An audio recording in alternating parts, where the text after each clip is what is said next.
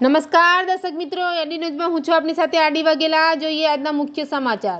અંકલેશ્વર પાસેના હાઈવે ઉપર પાનોલી ઓવરબ્રિજ નજીક ટ્રકની અડફેટ લેતા અજાણ્યા રાહદારીનું મોત। નેશનલ હાઈવે પાસેના નેશનલ હાઈવે ઉપર આવેલ પાનોલી ઓવરબ્રિજ નજીક માર્ગ ક્રોસ કરી રહેલ અજાણ્યા રાહદારીને ટ્રક ચાલકે અડફેટમાં લેતા મોત નીપજ્યું હતું।